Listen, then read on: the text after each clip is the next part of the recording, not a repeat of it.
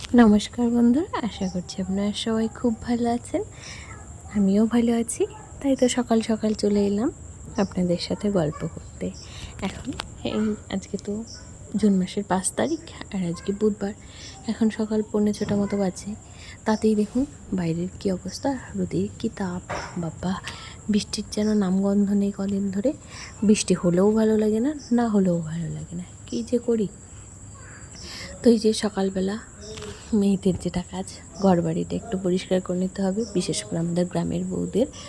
মানে চারপাশটা পরিষ্কার করে ঘর উঠোন তো সব ঝাড় দিতেই হবে, তারপরে ঘরের সামনেটা একটু জলও দিতে হয়। আপনাদের কার কার ওদিকে আছে এমন রেওয়াজ, আমাকে একটু কমেন্ট করে জানাবেন তো। তো এই যে সকালবেলা ঝাঁটা নিয়ে বেরিয়ে পড়েছি। এবার সব দিকটা চারিদিকটা পরিষ্কার করে নেব, ঝাড় দিয়ে নেব। আমার যখন বিয়ে হয়ে এই বাড়িতে আসি তখন আমাকে বলতো যে সূর্য ওঠার আগে ঘরের সামনে জল দেবে, আর মানে সূর্য ওঠার আগে ঘরের সামনেটা পরিষ্কার করতে হয়, ঝাড়ফাড় দিয়ে নিতে হয়। তো সেটাই করি। আর আমি তো এমনিতেই আগে থেকে কখনো মানে ঘুম থেকে যে অনেকে হয় না মানে দেরি করে ওঠে, সেটা কখনো হয় না, রোজই সকালবেলায় উঠি। তো তেমনই করা হয়। আজকে দেখুন 6টাই বাজেনি এখনও, তাতেই কি রোদ উঠে গেছে। তাহলে রোদ ওঠার আগে আমি কি করে দিই? রোদ ওঠার আগেই দেওয়া হয়েছে। বিয়ের প্রথম তো আমি ভাবতাম যে এত বড় উঠোন মানুষে কি করে ঝাড় দেবে, মানে আমি কি করে ঝাড় দেবো তখন। মানে দেখে ভয়ই পেতাম যে এত বড় একটা উঠোন। আমাদের ওই বাড়িতেও উঠোন আছে, কিন্তু এত বড় না। ওই বাড়ির উঠোনও অনেকটাই বড়। আমাদের ওই বাড়িটাও 1.5 বিঘার উপরে বাড়ি, তাহলে অনেকটাই বড়, বুঝতেই পারছেন। তো সেখানেও উঠোনটা অনেকটা বড়, কিন্তু এই বাড়ির মতো এতটা বড় না। আর ওখানে মাটির উঠোন, আর এখানে তো সবার বাড়িতে এরকম স্নান করা, মানে মাটিতে পা দিতে হলেও যেন কতটা দূর যেতে হবে। আমাদের বাড়িতে তো কোথাও মাটিই নেই। আগে যাওয়া ওই পথটাতে একটুখানি ছিল, এখন শুধু ওই পেয়ারা গাছের ওপরে একটুখানি মাটি আছে, ওখানে তো পা দেওয়াই যায় না। আর এদিকে সবার বাড়িতে চারপাশ অমন মানে স্নান করা, মেঝে করা, তো সেগুলোই সবাই ঝাড়টার দেয়। আর তারপরে একটা সুবিধা হলো, উঠোনে যেহেতু ধান করে, তো উঠোনটা আর ঝাড় দিতে হয় না, ওনারাই ঝাড় দিয়ে পরিষ্কার করে রেখে দেন। আর ধান মেলে, ধান গোটায়, তো তখন আর ওনারাই পরিষ্কার করে নেয়। যখন ধান থাকে না সেই কদিন আমাদেরকে পরিষ্কার করতে হয়। তো এই যে ঝাড় দেওয়া হয়ে গেছিলো, এবার চলে এসেছিলাম ঘরের সামনে জল দিতে। এবার ঘরের সামনে সিঁড়িগুলো মোছা হয়ে গেলে আবার রান্নাঘরে যাব। একটুখানি রান্না বসিয়ে দিয়ে এসেছি, মামা স্কুলে যাবে, তো ও তো 7টার সময় স্কুলে চলে যায়, তাহলে ওকে অনেকটা টাইম থাকতে হয়। 2টোর সময় আসে, একটুখানি না খাইয়ে দিলে মায়ের মন তো খুঁত করতেই থাকবে সারাদিন, যে মেয়েটা খেলো না আমরা খাচ্ছি।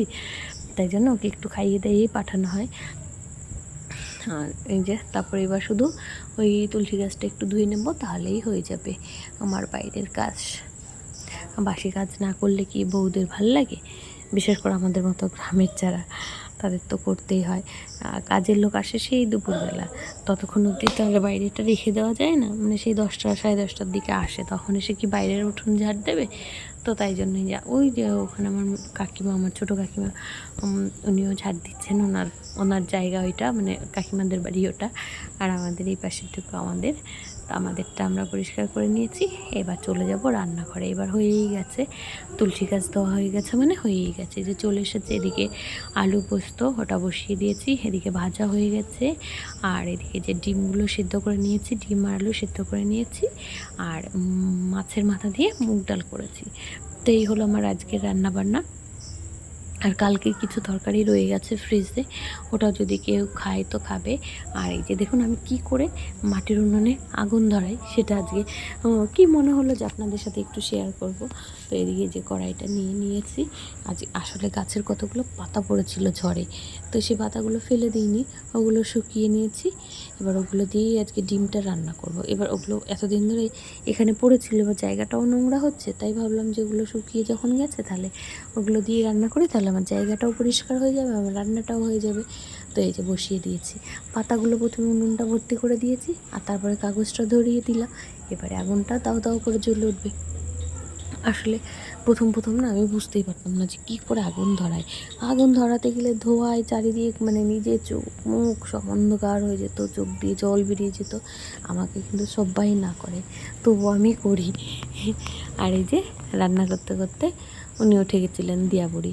আমার তো ওইদিকে বেশিরভাগ তরকারি হয়েই গেছে, শুধু ডিমটা রান্না করলেই হয়ে যাবে। তো এই যে এখন ঘুম থেকে উঠে এসেছে, ঘুম থেকে উঠলেই তো আমার কাছে আসতেই হবে। মার কোলে একটু না বসলে তো আর ভালো লাগে না। আর এদিকে আমার ডিমের তরকারি প্রায় হয়েই এসেছে, তো ওকে একটু আদর করছিলাম। তারপরে ওই যে হাই তুললে না, এটা কিন্তু আমাদের আগে থেকেই মাম্মামু যখন ছোটো ছিল হাই তুললে মাঝখানে আঙুল ঢুকিয়ে দিতাম আর তাড়াতাড়ি মুখটা বন্ধ করে নিত। তো এই যে হয়ে গেছে ডিমের তরকারি। কেমন হয়েছে? ভালো হয়েছে মনে হচ্ছে দেখে? ভালো হলেও খেতে হবে, খারাপ হলেও খেতে হবে। এই যে মাছের মাথা দিয়ে মুগ ডাল করেছি আর এগুলোই রান্না হয়েছে। এবার যাব পুজো দিতে। তো ঠাকুর প্রণামটা করে নিন, যাদের যাদের পুজো দেওয়া হয়নি বাড়িতে, মানে দিতে পারছেন না, বাইরের বাইরে আছেন, তারা ঠাকুর প্রণামটা করে নিন, মনটা ভালো লাগবে। আমার তো এই জায়গাটা মনে হয় সবথেকে শান্তির জায়গা, যেখানে আসলে সব কিছু ভুলে যাই। মানে কিছুক্ষণের জন্য মাইন্ডটা অন্যরকম থাকে, বেশ ভালো লাগে। তো এই যে চলে এসেছি, আর খুব গরম ছিল আজকে। এই যে স্নান করে এখনও সিঁদুরও পড়িনি, চলে এসেছিলাম উপরে। মানে উপরের ঘরটা এতটা গরম, সব বন্ধ থাকে, তো এই ঘরে তো আমরা থাকি না, পুজো দিতে আসি, তো তার জন্য বেশি গরম থাকে। এবার চলে যাচ্ছি, নিচে যাব আর কি। মানে গরমে ঘেমে, আমি তো সিঁদুর পরি সবসময়, টিপ তো খুব কম পরা হয়, মানে পরি। তো সিঁদুরগুলো হয় কি গলে গলে টপ টপ টপ টপ করে নিচের দিকে পড়ে যায়, তাই জন্য এই সিঁদুরটা এখনও পরিনি, পরে পরবো।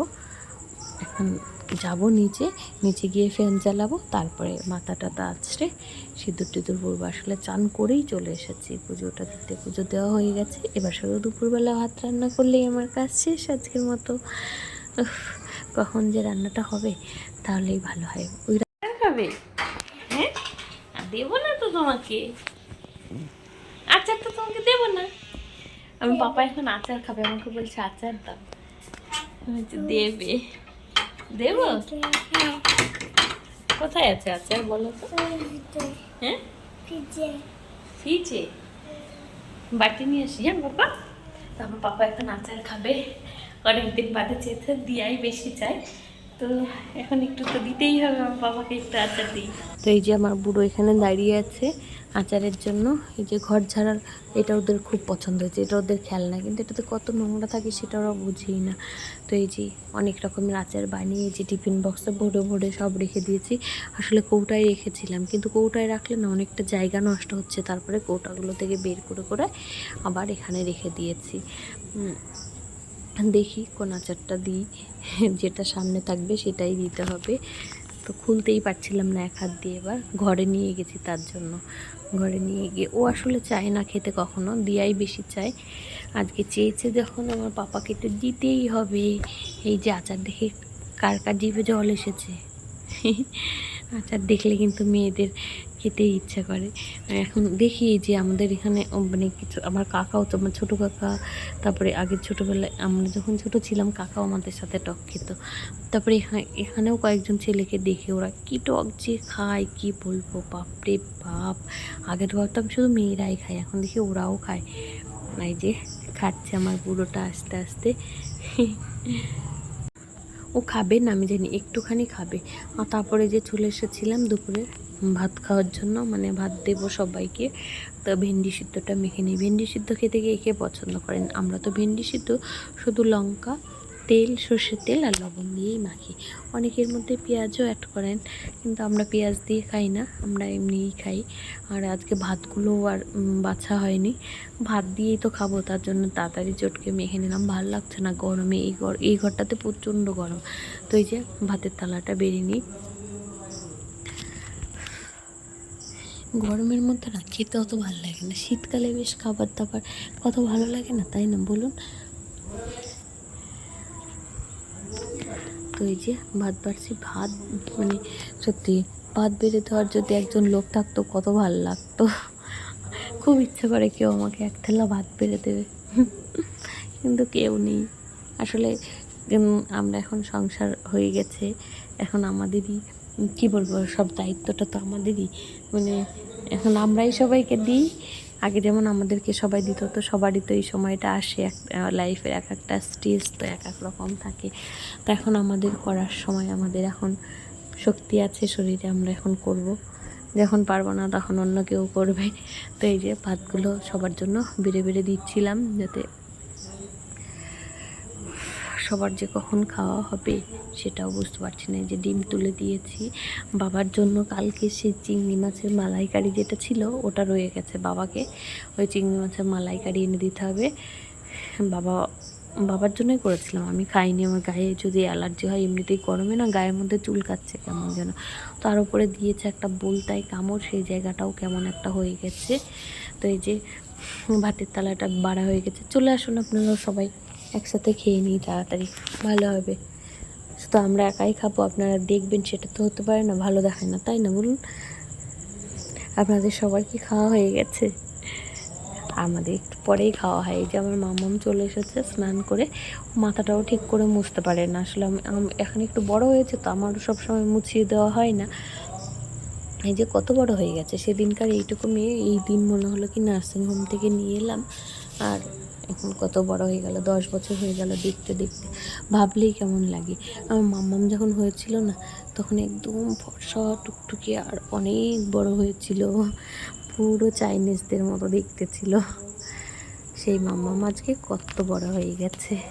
তো এই যে ক্যামেরাটা রাখতে পারছি না ঠিক করে, বারবার রাখছি আর বারবার পড়ে যাচ্ছে, ওটাই ঠিক করছিলাম বারবার। আসলে আমি বুঝি না কোথায় রাখলে সব কিছু ঠিকঠাক দেখা যাবে, তো তাই জন্য চেষ্টা করছিলাম। জানি না কবে পারবো। আর ভিডিও তো কেউ দেখেই না, ভালোও লাগে না মাঝে মাঝে, তো কী করতে যে বানাই। আর কদিন ধরে যে কি প্রবলেম হয়েছে, কেউ দেখছেও না, কারো কাছে যাচ্ছেও না, বুঝতে পারছি না কি হচ্ছে। আর আমার ভিডিও দেওয়ার সময়টা না খুব বাজে, রাত হয়ে যাচ্ছে রোজ রোজ দিতে দিতে, মানে সময়ই পাচ্ছি না। সারাদিন এটা ওটা করতে করতে এই সময়টুকু তো অনেকটা যুদ্ধ করে বের করতে হয়। বরকে বললে তার অতটা ভাল লাগে না ওদেরকে ধরতে। আর এই যে শুরু হয়ে গেছে, এদিকে আমি ভয়েস ওভার দিচ্ছি, ওইদিকে ঘরে কান্নাকাটি শুরু হয়ে গেছে। 9টা বেজে গেল, 9টা বেজে গেলে আবার খাবার দাবার দিতে হয়। এই যে রাত হয়ে গেছিল, এখন আবার রাতের খাবারটা খাইয়ে দিচ্ছি। না, রাত হয়নি, এটা তো দুপুর। কি বোকা বোকা আমি কথা বলছি, ভুলেই গেছি, নিজে দেখতে পাচ্ছি সব কিছু, তারপরেও বলছি। আসলে মাথাটা না খারাপ হয়ে যায় এই সবাইকে সামলাতে সামলাতে। 3টে বাচ্চা সামলানো না খুব সমস্যা। তারপরে ওরা জমজ তো এত দুষ্টুমি করে, একজন কাঁদলে আরেকজনও ঠিক কোনো না কোনো ছুতোতে কাঁদতে শুরু করবে। বুনুকে মারলে কেন, মানে দুজনের খুব টান, একজন আরেকজনের প্রতি। একজনের কিছু হলে আরেকজনেরও খুব কষ্ট হয়, ধরে নিয়ে চলে আসবে হাত ধরে, চ বুনু চল, দাদা চল। এতে বসেছে দেখুন, একজন এখানে বসে থাকবে, একজন ওদিকে চলে যাবে, মানে স্থির হয়ে যে বসে খাবারটা খাবে সেটা তো কখনোই করবে না, শুধু ছুটোছুটি। আর আমি এখন মোটা হয়ে গেছি তো, আমার উঠতে নড়তে না খুব কষ্ট লাগে, মানে সমস্যা হয়েছে আর কি। বারবার ছুটে ছুটে, রোগা পাতলা মানুষ হলে বেশ ছুটে ছুটে কাজ করতে পারে, আর আমরা মোটা তো একবার ধ্যাপ করে যেখানে বসি সেখান থেকে উঠতে আর ইচ্ছে করে না। তো এই যে রাগ করেছে কি জন্য যেন জানি না, ভুলে গেছি।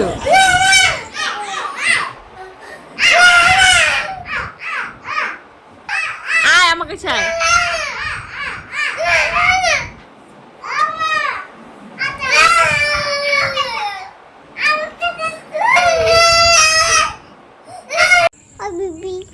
আর এই যে তারপর আমার মাম্মা আবার করেছিল কি, ওকে ওর কোন বান্ধবী দুটো এই বল দিয়েছে, ও বলছে আমার এই দুটোর একটু ভিডিও করবে। আমি বলছি নে তুই কর, আমি দিয়ে দেবো।